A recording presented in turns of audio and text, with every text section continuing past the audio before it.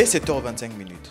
Devant nous, des écoliers aveugles et malvoyants qui quittent le centre Kanura, école des aveugles de la commune Gihanga, dans la province de Bubanza, au nord-ouest du Burundi. Ils se dirigent vers le centre de passation du concours national qui permet aux élèves du primaire d'entrer à l'école secondaire. Dans l'histoire du Burundi, c'est la première fois que les enfants aveugles sont permis de passer ce concours national. Et moi, j'aime ça bien parce que quand je suis en train d'étudier, je vois que je suis comme les autres. Je remercie l'État qui nous a donné la chance de faire le concours. Arrivés au centre de passation de l'examen, ils sont accueillis par d'autres écoliers qui sont surpris de voir les enfants aveugles venir faire le concours national. La date restera historique aussi pour l'enseignant de ces écoliers qui, après plusieurs années de carrière, voit sa première promotion passer le concours national. Et nous avons fait beaucoup de réunions avec les autorités de ce gouvernement. Mais comme Dieu est avec nous, nous avons vaincu. Et nous voici ici. Nous allons faire le concours pour la première fois dans notre pays. Après la vérification sur les listes des présences et des autres écoliers, enfin, c'est le tour d'entrée dans la salle d'examen de nos candidats. À la place des feuilles d'examen, ce sont les braillons et les papiers à braille qui leur sont distribués. Concours national 2012, épreuve de maths. Numéro d'inscription, numéro de l'école. 1.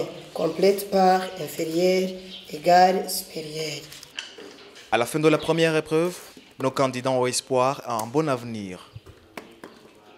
Je vais évaluer et j'espère que j'aurai un bon avenir vraiment. Au total, 11 enfants aveugles ont passé pour la première promotion, le concours national, 6 ici à Gihanga et 5 autres à Gitega au centre du pays. Et en attendant la mise en place d'une école secondaire pour aveugles, ces enfants sont inscrits dans des écoles de métiers.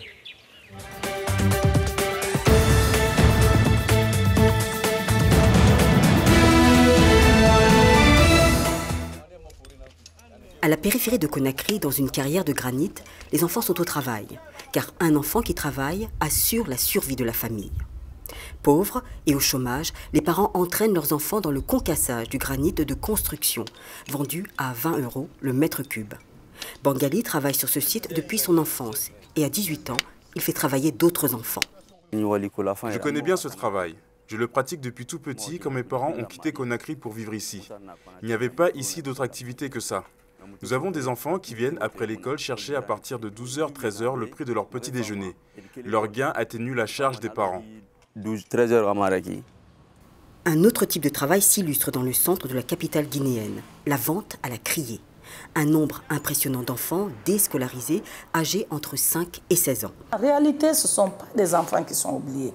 Il est vrai que nous avons beaucoup d'efforts à fournir pour mettre la question de ces enfants vraiment au grand jour et que ça soit un débat national, que chacun accepte de s'y mettre pour réduire un tout petit peu cette tendance des enfants comme à l'abandon.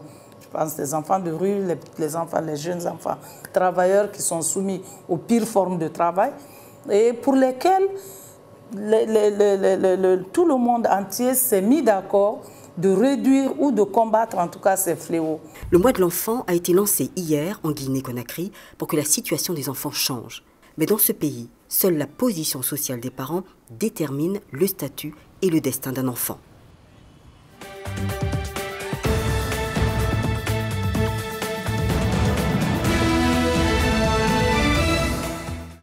Les ambassadeurs des pays africains au Maroc se sont réunis à Rabat pour célébrer la 3e édition de la Journée de l'Afrique. L'édition de cette année a eu pour thème l'intégration régionale et rôle des jeunes.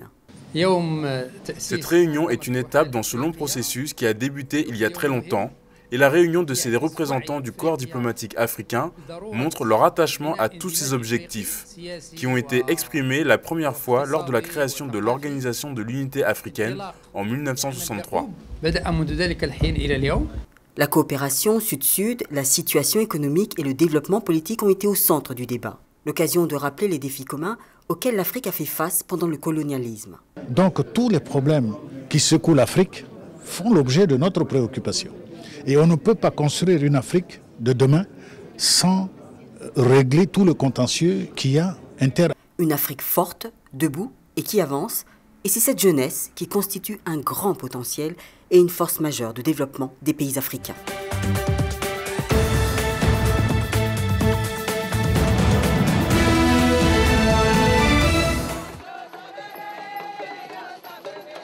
La liberté de culte et la religion traditionnelle tiennent une place importante dans la société ghanéenne. En 1982, un prêtre catholique a renoncé à ses vœux et a formé un groupe religieux qui cherche à intégrer les diverses branches des religions traditionnelles. Elle s'appelle la Mission Africania. Une mission qui est devenue porte-parole d'une majorité de praticiens et pratiquants de religions traditionnelles. Je veux que vous défendiez nos traditions. Eweland a été fondé sur de solides fondements moraux. Sans ces fondements, Eweland n'existerait pas. Par conséquent, si un chrétien vous dit de renoncer à nos traditions, sachez qu'il vous égare. Dans le passé, le roi d'Anlo a exhorté les Ewes à défendre les vertus du travail, de la vérité et de l'intégrité sur lesquelles l'État Anlo a été fondé. La mission Africania est très préoccupée par les tentatives délibérées de certaines ONG chrétiennes qui ternissent l'image des religions traditionnelles. Des informations erronées par la religion traditionnelle ont même été imprimées dans les manuels scolaires des écoles élémentaires. La mission Africania a l'intention de demander au ministère de l'Éducation que toutes ces informations erronées soient supprimées du programme et des manuels scolaires.